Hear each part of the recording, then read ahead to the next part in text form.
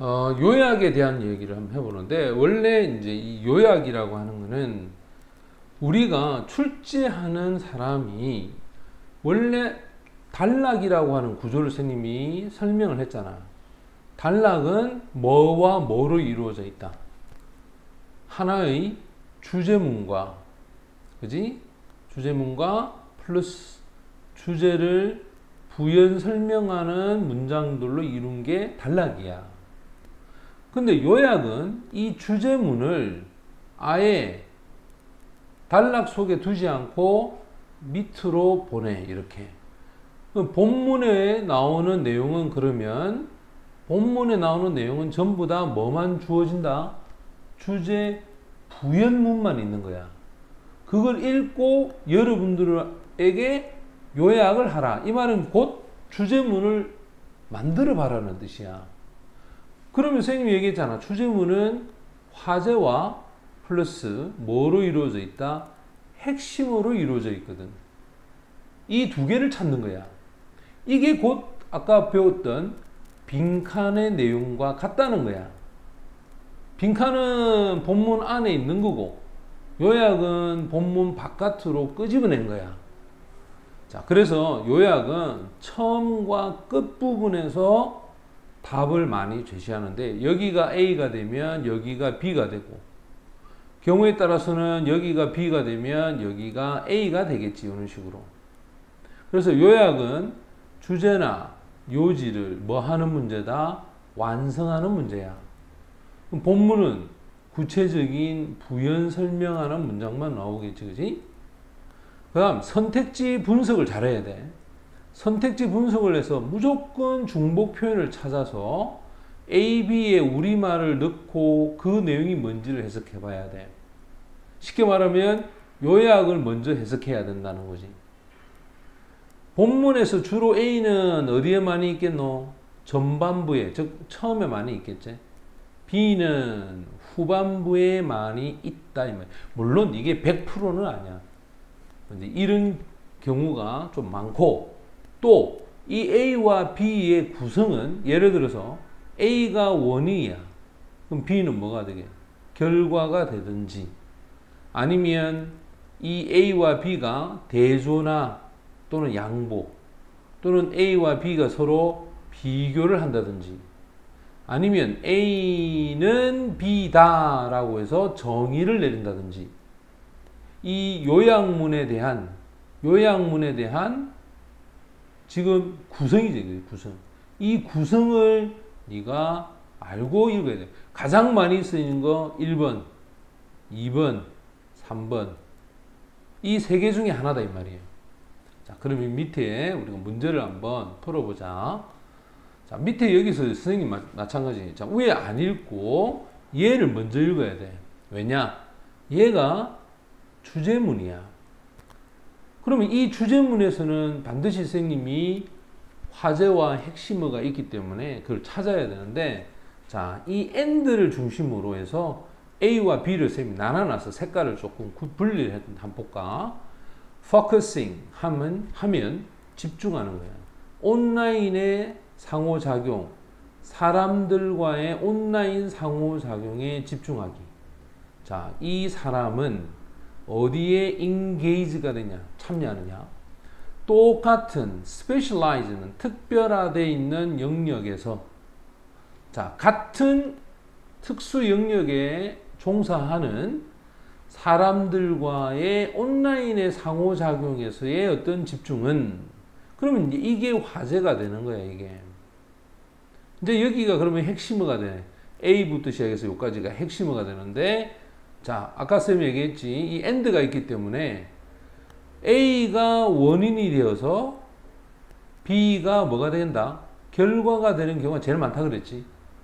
그러면 정보에 대한 잠정적인 출처, 이 출처를 뭐뭐 해서 덜 가능성을 갖고 있다. 뭐 할 가능성? 어떤 일이 일어날 가능성이 덜하다. 그러면 읽어보니까, 잡아. 이 and를 중심으로 이 A는 결국 뭐가 돼야 되노? 원인이 되겠네.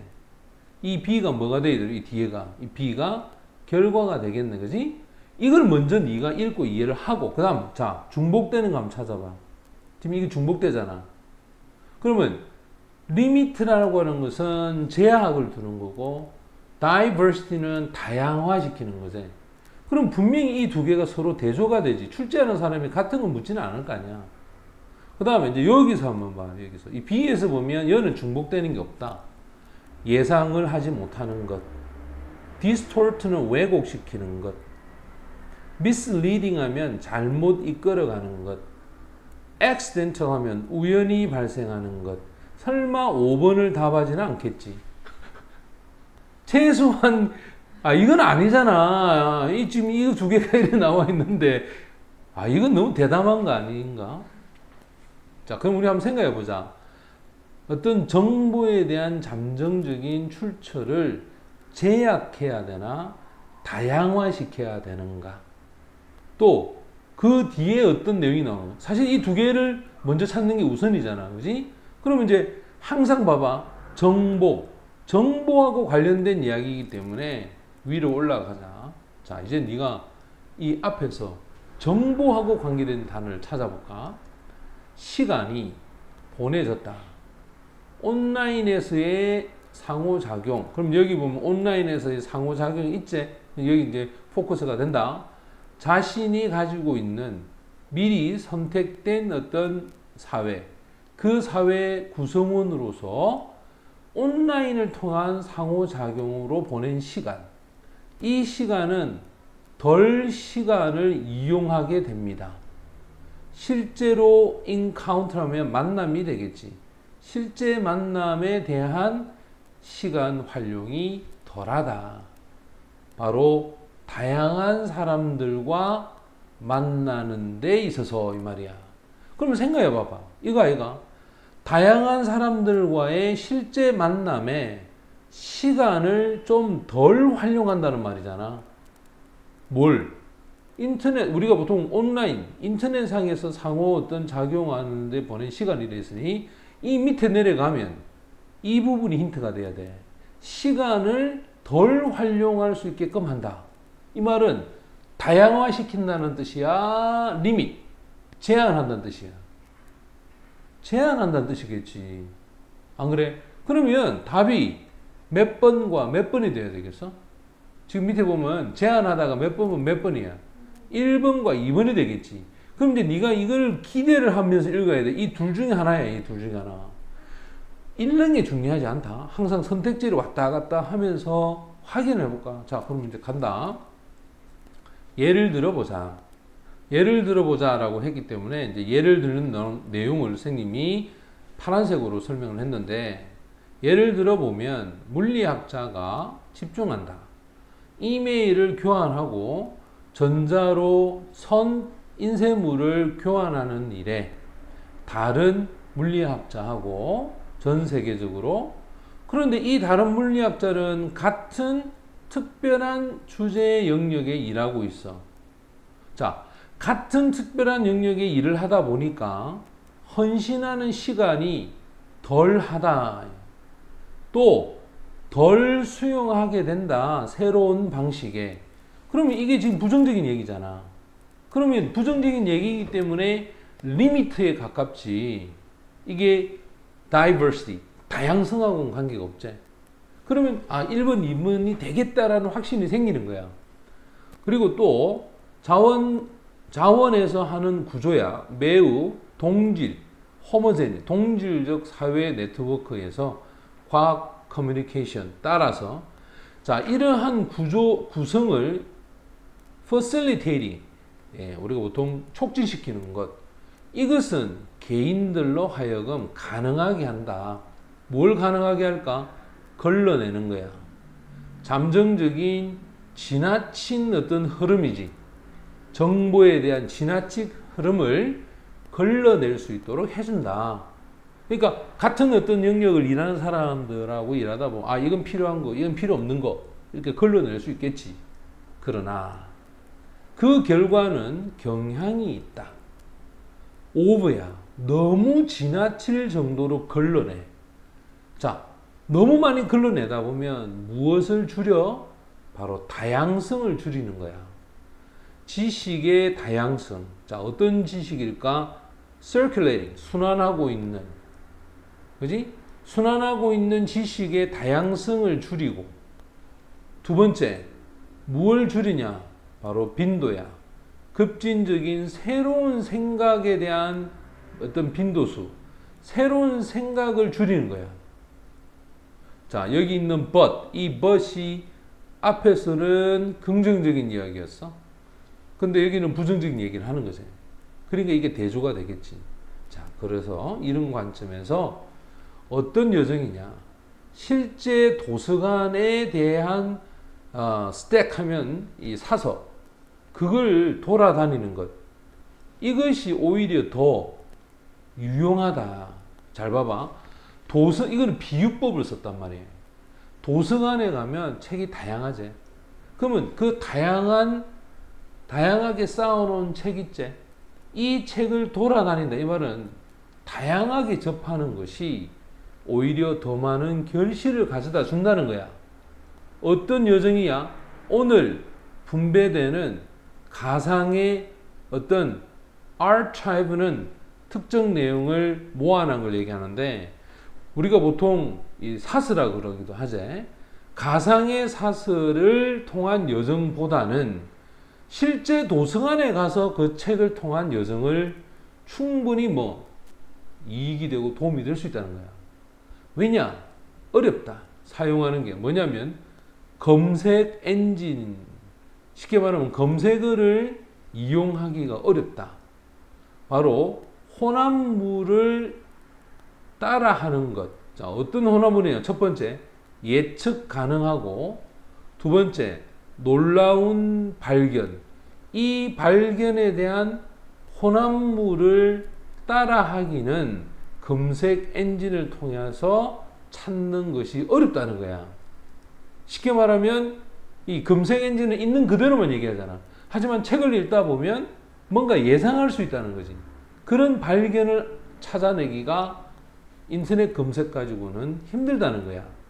또 이러한 발견들은 실제로 어디에서 나오느냐? 물리적인 조사. 어떤 조사일까? 광범위한 도서관에 있어서의 어떤 이 수집품, 즉 책을 얘기하겠지. 광범위하게 책을 통한 조사를 했을 때 나오는 결과, 그 결과에 대한 그것을 따라하기가 인터넷은 어렵다는 거야. 결국 그럼 답으로 우리가 내려갔을 때 이제 찾아냈다. 뭘 찾아내느냐? 같은 영역에서 일하는 사람들의 인터넷을 통한 서로 간의 상호작용은 그 정보에 대한 잠정적인 출처가 다양하지 못하게 한다 했잖아. 그지? 따라서 제약을 두어서 제한할 수밖에 없겠지. 그러다 보면 바로 어떤 일이 일어나지 않겠니? 이 말이야. 예상하지 못했던 그런 일이 일어날 가능성이 뭐다? 적다. 잘 봐라. 예측 가능하고 놀라운 발견. 이게 결국 뭐겠노? 예상하지 못한 것을 얘기하겠지. 이것에 대한 가능성이 적다는 거야. 그래서 아까 전에 뭐라고 했냐면 물리적으로 도서관을 통한 조사, 이 조사만이 예측 가능하고 놀라운 발견에 대한 혼합된 부분을 따라하는 거, 이것이 실제로는 인터넷을 통해서는 안 된다는 거야. 이 말은 결국 예측할 수 없는, 기대할 수 없는 일이 일어나는 것이 좀 덜하다는 거겠지. 항상 이 인터넷을 쓰다 보면 결국 이제 얘가 주제문이거든. 자, 이 주제문의 답은 1번이 정답이 되어서 정보를 다양하게 할 수가 없다. 제한을 두제. 그래서 예측할 수 없는 일이 덜 일어날 수밖에 없다는 거야. 뻔한 일만 일어난다는 거. 됐지? 따라서 1번이 정답이 된다. 그러니까 요약도 결국은 빈칸 유형과 같은 맥락으로 보면 돼. 왜? 빈칸의 위치가 결국 주제문에 있는 거지. 예를 들어서 이 A만 빈칸 만들어도 돼. 또는 B만 만들어도 돼. 그지? 예, 왜? 빈칸은 항상 주제문에 많이 나오기 때문에 요약도 주제문하고 관계가 된다.